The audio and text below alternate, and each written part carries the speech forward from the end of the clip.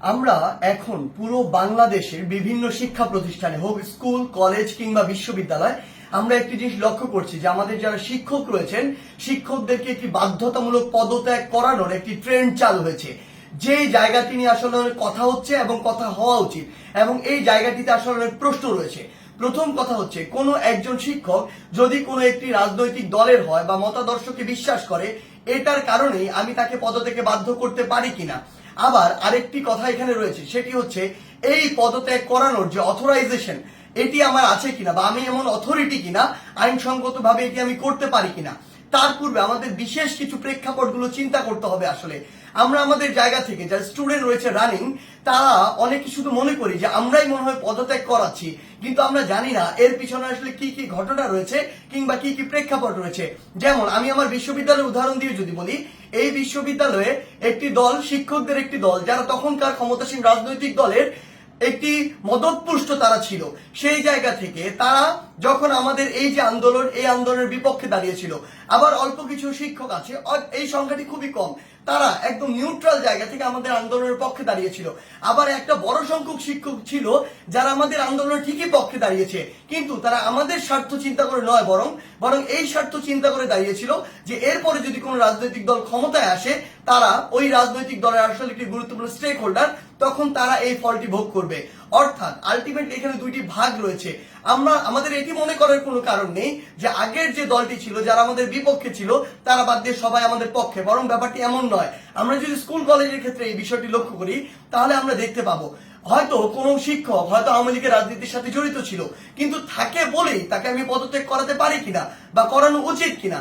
যে কেউ যে কোনো রাজনৈতিক আদর্শে বিশ্বাসী হতে পারে, কিন্তু আমার প্রশ্নটি হচ্ছে ওই রাজনৈতিক আদর্শে বিশ্বাসী হয়ে তিনি কি ক্ষমতার অপব্যবহার করে শিক্ষার্থীদেরকে চরমভাবে বাধা দিয়েছেন কিনা, শিক্ষার্থীদেরকে হেনস্থা করেছেন কিনা, কিংবা শিক্ষার্থীদেরকে কোনো একটি বিপদে ফেলেছেন কিনা, এই বিষয়গুলো আমাদেরকে লক্ষ্য রাখতে হবে।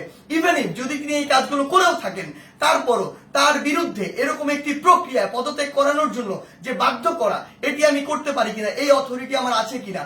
আমরা আমাদের জায়গা থেকে মনে করি এটি একটি নিয়মতান্ত্রিক আইনসঙ্গত প্রক্রিয়ার দিকে যাওয়া উচিত এবং এটি তদন্ত সাপেক্ষ হওয়া উচিত। আমরা যদি পিছনের কিছু ঘটনা আসলে লক্ষ্য করি তাহলে কি বিষয়গুলো দেখব।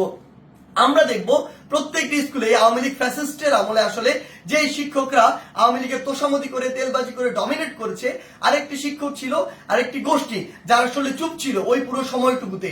এমনটি ভাবার কোনো কারণ নেই যে তারা নিউট্রাল ছিল, তারা তাদের জায়গা থেকে হয়তো এমন আরেকটি দলের ছিল যে দলটি তখন ক্ষমতায় ছিল না। এখন বর্তমান সময় এসে ওই শিক্ষকদের উদ্দেশ্য হচ্ছে উপরের জায়গাগুলোতে প্রিন্সিপাল হোক কিংবা হচ্ছে প্রফেসর হোক কিংবা ভিসি হোক বা এরকম যে কোনো হেডমাস্টার হোক, যেই পদগুলোতেই হোক না কেন, ওই পদগুলোর ওই মানুষগুলোকে সরাতে হবে। যদি আমি সরাতে পারি তাহলে আমি এখন ওই পদটিতে গিয়ে বসতে পারবো। এটার কারণে তারা আসলে কি করছে, তারা তাদের ক্লোজ কিংবা কাছের কিছু স্টুডেন্ট কিংবা কিছু স্টুডেন্টকে বিভিন্নভাবে মোটিভেট করে কিংবা কিছু স্টুডেন্ট যারা অতি উৎসাহী বা যাদেরকে সহজে আসলে ইমোশনালি ড্রিভেন করা যায়, ওই স্টুডেন্টদেরকে বিভিন্নভাবে প্রভাবিত করে তারা এরকম একটি মব তৈরির চেষ্টা করছে ওই টিচারদেরকে নামানোর জন্য। বলার সময় এমন ভাবে বলছে সে যেন একজন ফেরেশতা, কিন্তু আলটিমেটলি তার উদ্দেশ্য ওইটাই যে ওই শিক্ষককে স্টুডেন্টদের মাধ্যমে সরিয়ে স্টুডেন্টদেরকে জাস্ট টুল হিসেবে ইউজ করা হয়, সরিয়ে তাকে ওই পদটিতে গিয়ে বসতে হবে, এটি হচ্ছে তার উদ্দেশ্য। আবার এখানে আরো বিশেষ কিছু বিষয় রয়েছে। বিষয়গুলো হচ্ছে এরকম যে টিচারদের মধ্যে কিছু নোংরা পলিটিক্স রয়েছে। আসলে আগে হয়তো পূর্ব কোনো শত্রুতা ছিল বা পূর্বের কোনো একটি রাগ বা ক্ষোভ ছিল, যেই রাগ বা ক্ষোভটিকে আবার এখন মেটানোর জন্য তারা এই ব্যবস্থাটুকু গ্রহণ করে। স্টুডেন্টদের যে সাইডটা, ওই সাইডটা কিন্তু আসলে জানে না যে এর ভিতরে কি কি পার্সপেক্টিভ রয়েছে। এই টিচারগুলো দেখা যায় কিছু স্টুডেন্টকে ব্যবহার করে, আশেপাশের কিছু ছেলে, যেই ছেলেগুলো আসলে এরকম কোনো কিছু চিন্তা না করে কিছু টাকা দিয়ে ওই ছেলেগুলোকে প্রভাবিত করা যায় কিংবা অন্য কোনো সুবিধা দিয়ে প্রভাবিত করা যায় কিংবা পরবর্তীতে কোনো একটি পদ পদবীর সুবিধা দিয়ে আসলে ওই ছেলেগুলোকে প্রভাবিত করা যায়। ওই সামগ্রিক বিষয়গুলো দিয়ে এই কাজটি করা হচ্ছে। কিন্তু আমাদের জায়গা থেকে সবচেয়ে গুরুত্বপূর্ণ যে কথাটি, সেই কথাটি হচ্ছে এই কাজটি একজন টিচারকে এরকম করে বাধ্যতামূলক পদত্যাগ করানোর কাজটি আমাদের নয়, এই কাজটি আমরা করতে পারি না। এই কাজটি কেন করতে পারি না? কারণ হয়তো আপনি একজন শিক্ষককে এটি করালেন, কিন্তু এর প্রভাব পুরো বাংলাদেশের শিক্ষক সমাজে পড়েছে। আমার তো স্কুলে, ওই প্রাইমারি স্কুলের, কিন্ডারগার্টেন, হাই স্কুলের এমন অসংখ্য শিক্ষক রয়েছে যাদেরকে আমি অনেক বেশি শ্রদ্ধা করি, যারা আমার জীবনের শিক্ষা গুরু, যাদের হাত দিয়ে আমি আজকে এই অবস্থায় এসেছি।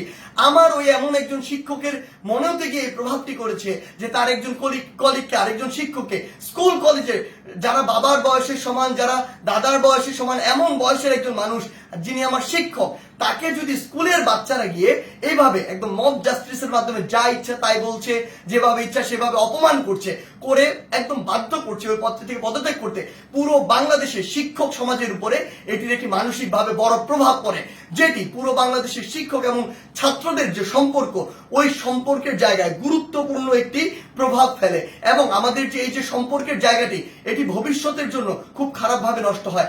আমরা আমাদের শিক্ষার পরিবেশ নিয়ে কথা বলি, সেখানে যদি আমার শিক্ষক এবং শিক্ষার্থীদের যে এই পরিবেশটি ঠিক না থাকে, এই সম্পর্কটি যদি একটি তিক্ততার পর্যায়ে চলে যায়, তাহলে আলটিমেটলি এটি কিভাবে সম্ভব?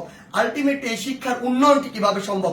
সবচেয়ে বড় কথা হচ্ছে ওই শিক্ষক যদি দোষী হয়, তাহলে আমরা আইন নিজের হাতে তুলে নিচ্ছি, আর যদি দোষী না হয় তাহলে আমরা আইনটি ভঙ্গ করছি, যার কোনোটি আসলে আমরা করতে পারি না। যেটি করছি এটি হচ্ছে আইনগতভাবে অন্যায়। আমাদের জায়গা থেকে আসলে স্পষ্ট বার্তা প্রশাসনের প্রতি, অন্তর্বর্তীকালীন সরকারের প্রতি স্পষ্ট বার্তা হচ্ছে এটি, যদি কোনো একজন শিক্ষক ওই ফ্যাসিস্ট সরকারের তোষামোদি করে কিংবা তেলবাজি করে বা ভালো সাজার উদ্দেশ্যে শিক্ষকদের উপরে কোনো শিক্ষার্থীদের উপরে কোনো হামলা করে কিংবা শিক্ষার্থীদেরকে অত্যাচার করে, নির্যাতন করে, অন্য কোনো শিক্ষকের বিরুদ্ধে নিপীড়ন করে, তাহলে তার বিরুদ্ধে আইনানুগ ব্যবস্থা নেওয়া হোক, অভিযোগ করা হোক, মামলা করা হোক, একটি আইনগত প্রক্রিয়া যান। কিন্তু কেউ যদি এভাবে আইন নিজের হাতে তুলে নেয়, কাউকে যদি বাধ্য করে, আমি প্রশাসনকে এবং অন্তর্বর্তীকালীন সরকারকে আমাদের পক্ষ থেকে অনুরোধ জানাই, ওই সকল শিক্ষার্থীদের পিছনের উদ্দেশ্য কি, কে তাদের এই কলকাঠিটি নাড়ছে, কে তাদেরকে প্রভাবিত করছে, কি উদ্দেশ্যে প্রভাবিত করছে, এটি আপনারা তদন্ত করে ব্যবস্থা করুন। প্রয়োজন হলে ওই যে শিক্ষার্থী, যারা অল্প কিছু শিক্ষার্থী এটি করছে, সকলে কিন্তু এটি করছে না। আমরা বিভিন্ন বিশ্ববিদ্যালয়ে দেখেছি শিক্ষার্থীরা নিজে আবার ওই সম্মানিত শিক্ষকদেরকে তাদের শপথে ফিরিয়ে নিয়ে আসছে। আমরা আমাদের জায়গা থেকে বলি, যারা উদ্দেশ্য প্রণোদিত ভাবে এই কাজগুলো করছে, তাদের উদ্দেশ্যে আপনারা তদন্ত কমিটি গঠন করুন। প্রয়োজনে ওই সকল শিক্ষার্থীদেরকে আপনারা আইনের আওতায় নিয়ে আসুন যারা এই কাজটি করছে। কারণ ওই সকল শিক্ষার্থী না, ইভেন আমিও কোনো অথরিটি না, আমারও কোনো এই অথরিটি নেই যে আমি আইন নিজের হাতে তুলে নিব, কিংবা আমার এমন কোনো অথরিটি নেই আমি একজনকে পদত্যাগ করতে বাধ্য করব। সেই জায়গা থেকে আমাদের স্পষ্ট যেটি বার্তা, সেটি হচ্ছে পুরো বাংলাদেশকে আমরা যদি এগিয়ে নিয়ে যেতে চাই, তাহলে এই শিক্ষার একটি সুষ্ঠু পরিবেশ থাকবে এবং এই পরিবেশের সবচেয়ে গুরুত্বপূর্ণ যে দুটি স্টেক হোল্ডার, একটি হচ্ছে আমাদের সম্মানিত শিক্ষক আর একটি হচ্ছে আমাদের যে শিক্ষার্থীরা। এই দুই জায়গায় যে সম্পর্কের বিষয়টি, এটি যতদিন না সুন্দর হচ্ছে, শ্রদ্ধার হচ্ছে, স্নেহের হচ্ছে, ততদিন শিক্ষার পরিবেশ কোনোদিন সুন্দরভাবে ফিরে আসতে পারে না। তাই আমরা আমাদের জায়গা থেকে আমাদের এই শিক্ষকদের এভাবে বাধ্য করে কোন একটি নিয়মতান্ত্রিক প্রক্রিয়া না গিয়ে বাধ্য করে পদত্যাগ করানোর যে প্রক্রিয়াটি, এই প্রক্রিয়াটিকে আমরা কখনো সমর্থন জানাই না। বরং আমাদের সম্মানিত অনেক শিক্ষককে বিভিন্নভাবে প্ররোচিত হয়ে অপমানিত বা অপদস্থ করার যে ট্রেন্ড বা একটি প্রক্রিয়া আমরা দেখতে পাচ্ছি, এটিকে আমরা অবশ্যই ঘৃণা ভরে প্রত্যাখ্যান করি। ধন্যবাদ।